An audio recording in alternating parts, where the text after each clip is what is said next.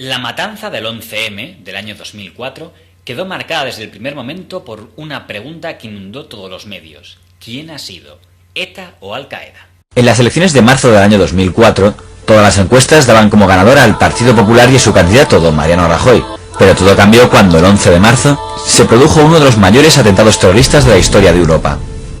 Una cadena de bombas en trenes de Madrid asesinaba a 192 personas, hiriendo a más de 1.400. A pesar de que la campaña electoral fue suspendida, el tratamiento mediático del atentado estaba en el ojo del huracán. Nadie podía decirlo, pero era Vox Populi que si el atentado terrorista había sido causado de la banda responsable de la mayoría de crímenes durante los últimos años, beneficiaría electoralmente al Partido Popular, ya que el PSOE estaba tocado por el caso Carlos Rovira. Pero si el atentado había sido obra de lo que entonces se llamó terrorismo internacional, el tocado sería el Partido Popular por el tema de la guerra de Irak. Es difícil suponer que estos detalles no influyeron en la forma de actuar de los medios afines a PP y a PSOE. La izquierda abertzale no contempla ni como mera hipótesis que ETA esté detrás de lo ocurrido hoy. No, Arnaldo Otegi me llamó a mí para decirme que no había sido ETA y yo le dije que me parecía muy bien y que saliera Antena, y si salía Antena que me dijera que si había sido ETA lo condenaba. Y no aceptó. Y no entró. En estos momentos las fuerzas y cuerpos de seguridad y el Ministerio del Interior no tienen ninguna duda que el responsable de este atentado es la banda terrorista ETA. En esa conversación, el presidente del gobierno empezó diciendo: ten la absoluta seguridad o ten la certeza de que es ETA. Y puse matanza de ETA en Madrid. ¿Por qué no puse alguna cautela a ese titular? Indudablemente fue un error por mi parte. ¿Cómo en una situación de ese tipo, ante la mayor tragedia terrorista que se ha producido en este país nunca, uno va a poner en tela de juicio la versión que transmite el presidente del gobierno? A nosotros nos pasó exactamente lo contrario. O sea, como Aznar llamó diciendo que estaba seguro, pero yo vi que pruebas no me daba, pues entonces nosotros no ponemos ETA en el título por eso. Me dijo, bueno, no, esto es ETA, pero yo no puse ETA en el titular. O sea, que no repitió el caso del país, por así decirlo. No, porque inicialmente vi que no, aquello no me cuadraba, no me estaba cuadrando. ¿Y piensa que si Aznar le engañó a conciencia? No, a mí el señor Aznar nunca me ha engañado. Nunca me engañó. Pues se equivocó. Yo creo que el señor Aznar se equivocó. Se ha localizado una furgoneta en Alcalá de Henares que se había sido sustraída en Madrid el pasado día 28 de febrero y en el asiento delantero se han localizado 7 detonadores. Se ha encontrado una en árabe que contiene versículos del Corán. Insisto, las fuerzas y cuerpos de seguridad tienen como línea prioritaria la de la banda terrorista. Es que a partir de ese dato que él revela públicamente y que por lo tanto se entiende, le otorga algún tipo de importancia, se la arreste y nos invite a que se la arrestemos los demás. ¿Por qué? Porque la tesis de ETA tenía más ventaja.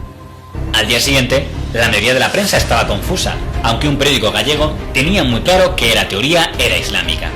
Nosotros titulamos el 12 de marzo que Al-Qaeda perpetraba la mayor matanza de la historia de España en Madrid.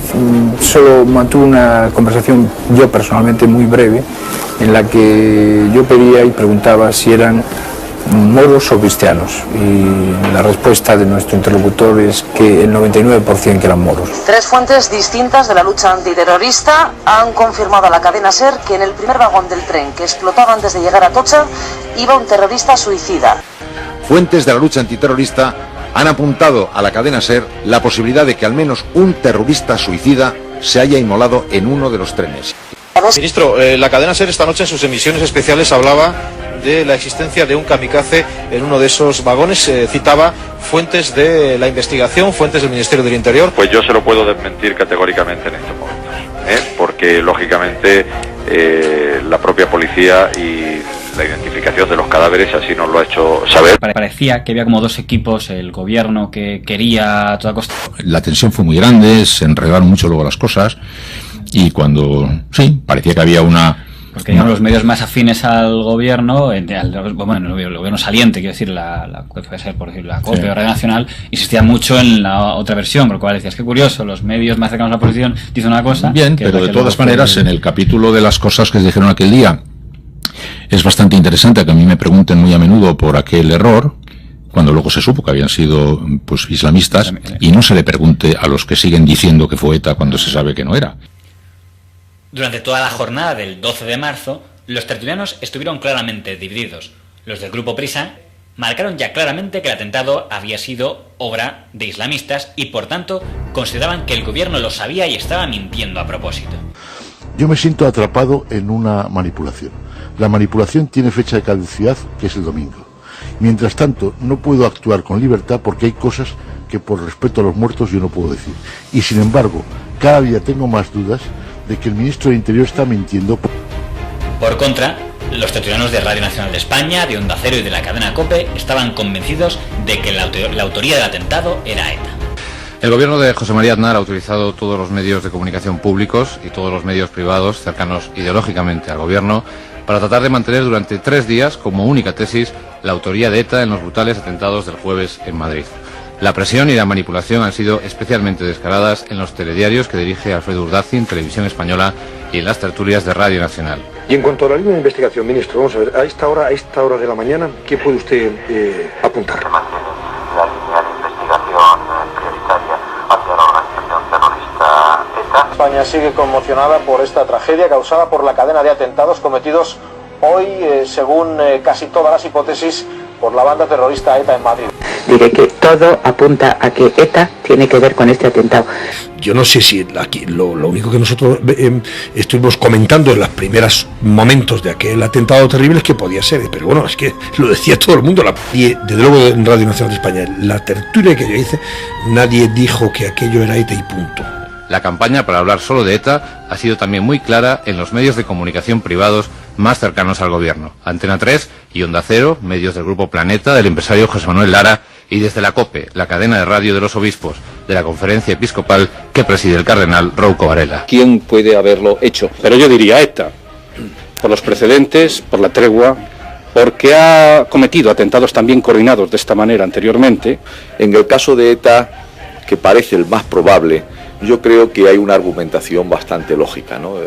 Habían puesto en marcha una operación en torno a Cataluña. Al 99%, al 99,99 de posibilidades, pues son los etarras, porque han hecho exactamente lo mismo que hicieron en Nochebuena. ¿Cómo puede ser que después de 30 años de atentados de la organización terrorista ETA no sea la prioridad? Que me parece a mí que es evidente que el gobierno desea que haya sido ETA. Entonces, España, sí es que está claro, yo no sé por qué estamos discutiendo sobre quién es, si se sabe quién es, se sabe que es, no digo Al-Qaeda, los islámicos, y entonces lo que deberíamos discutir era sobre qué pasa con esta guerra que nos llega ahora a nosotros a Madrid. Esto para mí es un problema. Somos mayores, ¿qué vamos a discutir si no es ETA? A primera hora de esta tarde se ha producido por miembros del Cuerpo Nacional de Policía 5 detenciones, 3 de ciudadanos de nacionalidad marroquí. Hay políticos que nos mienten y yo entiendo que un político se equivoque, pero no perdono que me mienta. Pero siento que debía decirlo. Como en su día dije que me daba asco el ver que mi gobierno apoyara la guerra, pero no solo porque me temiera algo como esto, sino porque me repugnaba ver a niños iraquíes muertos o...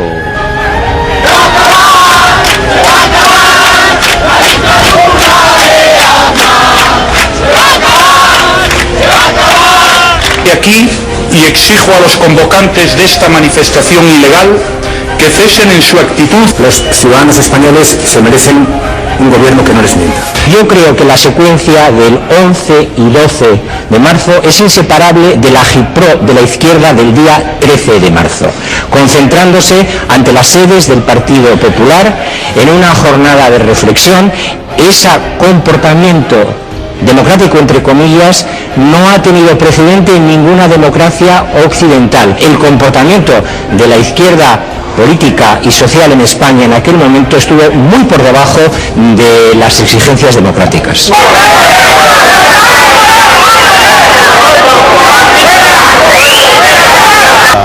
centro de datos en Madrid.